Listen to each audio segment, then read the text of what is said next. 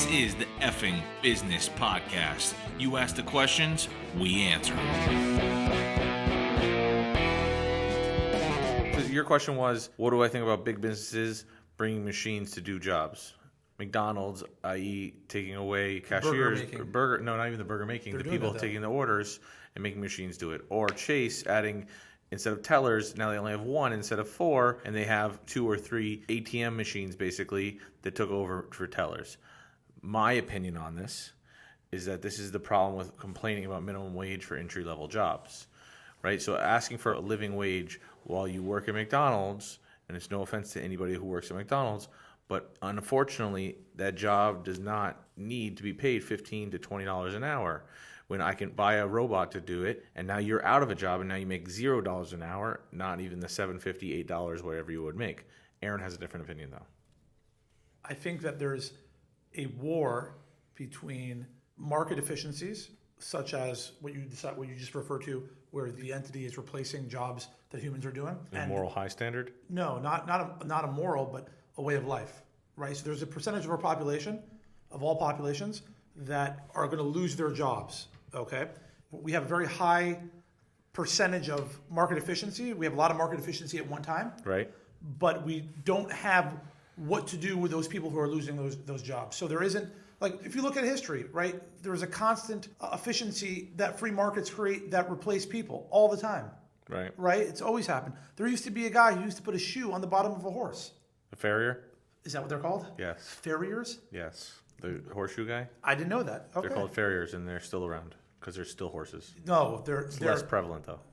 Well, significantly less prevalent. That was like the mechanic that the mechanic, right? Yes. They're gone. Yes. Okay.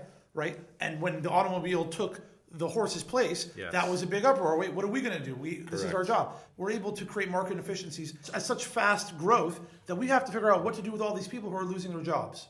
And I think that's the problem. How do we train for the future so that as these markets shift, because somebody has to build these algorithms, these machines. Machines aren't building themselves. I know there's talk about all that kind of stuff, but I think that's really far away, actually. Okay, but it takes one or a team to learn the systems and teach the computers and machines to do what they need to do. But after that, it's sort of set and go, correct? No, I disagree with that. Then there's maintenance. There's correct. Otherwise, if they're not as efficient and robots are more efficient and can work longer. Correct. That's two things humans cannot do. For a machine to work 24 hours, you turn it on and it goes for 24 hours. The balance, like not a work-life balance that we've talked about before, but it's a big business tax relief, employer employing people balance. Big employees like, let's say, Amazon goes to the government and says, hey, I can pay people more, but I'm going to pay you less. And then if they don't get taxed enough, then they're yelled upon that they should be paying more in taxes because they make billions of dollars and so on and so forth. Well, if you tax them too much, they can't hire more or pay their people more. So it's a catch-22. You got to do one or the other, in my opinion. Okay, so there's going to be a huge socioeconomic problem, and you've had this many times. When you don't have good wages in a household, you have other problems. You have smaller rates of fatherhood, right? So you have more families who don't have fathers, single-parent homes. So there's like a whole epidemic of what happens based on essentially from wages. So if we're taking jobs away from those people, it trickles down, and that also then again it hurts the economy, releases more crime, all that. I'm not advocating that this is a bad thing. I think it's a good thing. I think it's a good thing when we can do things more efficiently as a society. All I'm saying is I don't think that jobs are going away. I think that they're going to have this massive shift. No, but they want companies to evolve, but people don't evolve. Right? So if I'm 17 years old... I disagree. People totally evolve. No, hold on. If you're 18 years old and you go and work at McDonald's, and then you're still there at 25, the company's evolving. You're not evolving with it. You're not growing. You're not trying to get out of McDonald's. To work somewhere for 10, 15 years, what's the ceiling? Being the manager of McDonald's? And the salaries... maybe a living income? Yeah, but it's not just that. I think you're taking the lower end of the economic spectrum. I think that... But that's where the complaints are. No. Well, yeah, because you're putting a lot of people out of jobs. Truckers are a huge area where I think the trucking industry is like one of the biggest employers or the biggest employer of people. Yes. Okay? So there's talk about like Tesla trucks and these automated trucks and being able to drive on their own. Now all these truckers don't have jobs, right? So now you have, I don't know how many millions of people out of work, right? Because of these trucks. What I'm saying is that somebody's still going to have to go to that local McDonald's where the machines operate everything and service them. Correct. So McDonald's gets up running. So new industries will be born out of that. Industries will be that's born. What I'm saying. That's what I'm saying. The people need to evolve as well. Correct. Right? Like, if, okay, you're taking away, you're not going to pay me minimum, so I'm going to do something that you need that I'm going to charge you for. So, i.e., running those machines that flip burgers or those machines that take orders, who's going to run them? Okay, how do I learn that? How do I invest in myself instead of yelling at a company to invest in me? If the business owner doesn't evolve for 15 years, yourself at peril. He won't be in business. But at some point, they evolve. The wave is going to come, and it's going to destroy them. You saw that with Walmart. Walmart said, we're going to go to all these rural places. We're going to open up, and in the process of doing so, they killed all the local businesses, right? So and then Amazon came and said, we're going to do the same thing, but we're going to do it on the internet. And they killed Walmart, or they're hurting Walmart significantly, where they're closing stores.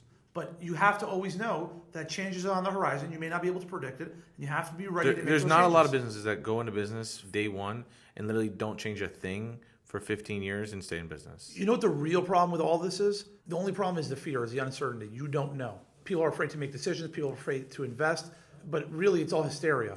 We don't know what's gonna happen, right? I say this to Vince all the time. Remember, like in the early 2000s, 3D television was the biggest thing. ESPN opened a 3D channel. Nobody does that. Nobody wants it. Right? Nobody wants it. I'm not saying that none of this is going to come to fruition. I'm just saying that people have this giant fear and this hysteria way before any of this is in place, way before it gets anywhere near affecting them. The knee-jerk reaction. That's like how we react to everything. Most people react, come to a quick decision, and usually they're either overreacting or underreacting. What do you mean underreacting? They're not doing anything. They don't change. They don't evolve. They just say like, oh, it's not going to bug me or it's not going to bother me, and they like whatever. They move on. They're not making the right judgment calls most of the time. So someone who stayed at Best Buy 30 years, either they're okay where they are, there's some other background story to that situation, right? Like, hey, I'm happy. I don't want to make money, or I don't need to. I'm cool being single and living in my parents' house. Yeah, but you're also missing one big piece. In this country, you have access to a huge amount of debt financing. So they may have $30,000 in credit card debt, right? They can take out credit cards and supplement what they're not earning by spending on credit cards, but they can't necessarily pay them back, right? They're just stuck in the minimum payment system. So you have to know what you want individually, but you always have to be conscious of where your industry is going, what the trends are, so that you can prepare yourself for an exit, for being ready to capitalize on the next step, while everybody else is paying their minimums to their $30,000 credit card bills. Yeah. It's obviously a question of like self-awareness, self-worth. Like, hey, I want more for myself, so I'm going to invest in myself. I'm going to go to school, or I'm going to go to learn how to do a trade. Big businesses, you can't rely on them. You have to rely on yourself. If they don't like it, then don't do it. Why are you waiting and relying on them to pay you more? The people who work for like Disney, for example, Disney used to be one of the best employers, and very quickly, like, they didn't change their pay for like many years. And like, people have worked there for 30 years and they're making a little bit over minimum wage, making $15, $16 an hour. I'm always amazed when you hear people say like, oh, I gave this company this amount of years, right? And they're like a giant conglomerate or Fortune 500 company where they have always been nameless and faceless, right? And then when the company lays them off, to improve their finances or whatever the reason is, they're like all disappointed by it. It's like, what did you expect them to do? You were treated that way for 20 years, and all of a sudden they laid you off, and now you're shocked by it? Like, 5-10 years ago, if I told a random person, you're going to put your daughter in a car of someone you never met and you're going to order it on your phone, do you think they would have told me I'm crazy? Yes. Now they when they don't they take a taxi, you think they're crazy. Now you rather send them into Uber than have their 14-year-old friend drive them. I can't tell you what's going to happen in 5 years and 10 years. It's hard to, right? I don't know what some kid in Washington State is coming up with some breakthrough idea that no one's ever thought of, changing some type of industry or creating an industry, right? Uber isn't a new industry; it's a taxi service, but they put a better version. They put a new age spin on it, made it that anybody can open source, basically. Cut out all the overhead. Exactly, cut out regulation, cut out all that, and next thing you know, it's a new industry. Like, one of the people who makes the most money at Uber that isn't like within the company, meaning one of the drivers, is a guy who literally recruits drivers. So he said, why do I need to drive, waste money? I'll recruit drivers. This was during like when everyone was trying to become an Uber driver. He'd recruit them and he would help them get all set up and everything like that. He was basically a Uber servicer, and he would just get these guys, help them get all their licensing and everything they needed to do. And that was that. He created an industry. He saw the void. People don't know how to do this. They don't know how to get signed up for Uber. I'll just fill it. Made hundreds of thousands of dollars. Do you think 5 years before that he thought he was going to be doing that? No. efficiency is central to an economy.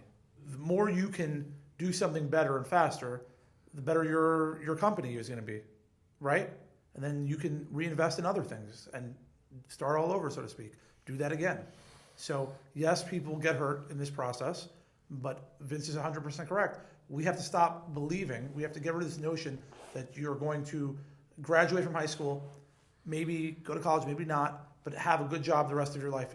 We have to make people invest more in themselves. Yeah, the world, people, your parents, they don't owe you shit. Another problem we have in this country is when we had economic booms in the past, specifically in the early part of the 1900s, people were willing to move across the country for jobs. I think I heard this the other day, we have 7 million positions unfilled because people are unwilling to move anymore. Right? So people or do that job. Right. So the people they'd rather be broke or get a government assistance, whatever they may be doing, and then picking peppers in the middle of the country. The people in Rochester who lost all their jobs because of Kodak shutting down. Yeah. Okay. They don't want to get up and leave and go to Fort Worth, Texas, because there's a booming economy there. I don't know if there is, assuming there is, right? Fort Worth. They're too stuck in how are we going to make Rochester great again? That wasn't a pun. How are we going to get Rochester back to what it was? It's probably never going to get back to what it was. You're going to need somebody to come in there. You're talking about one of the largest companies in the nation at the time. Maybe the world. Maybe the world. Maybe, but at one time, leaving your city, you're probably not going to redo that. Like, that's probably not going to happen. So you got to get up. And it's not easy to leave either, right? You have a mortgage, you have family. I'm not. You invested. You invested in a city. In the city, you invested in the wrong city. The unforeseen things happen. You see it all the time. Blockbuster could have bought Netflix for $10 million. Oh, really? There was a deal on the table for that? Something like that, $10-20 million, and they laughed in their face. Do you know why? Their data showed them that people like going to the store and picking the movies off the shelf. They lost. They made the wrong bet. That's it. Like you see all the time companies that have gone out of business and laughed in their face. Kmart was way bigger than Walmart, wasn't it? And Walmart kept building. I was always confused by the marts when I was young. Yeah, it's because you couldn't read. Yeah, I was 3 years old. So they didn't change. They didn't adapt. It's all about adapting. Personally, as a nation, as an industries, you have to really, really sort of look at yourself in the face and say, am I going to sit here and complain about $15 an hour or minimum wage, or am I going to play with the microphone? I'm going to play with the microphone. I think that what's central to that conversation or that perspective is, does the government or does the community owe me anything, or do I owe everyone else, or do I owe myself, right? If you believe that it's the government's responsibility to provide jobs for you, to do all that, then you're going to probably not make the effort to make things happen for yourself. If you believe, that it's your responsibility to provide a quality life for yourself, then you're going to do what's necessary to do that. Yeah. That simple. Yeah.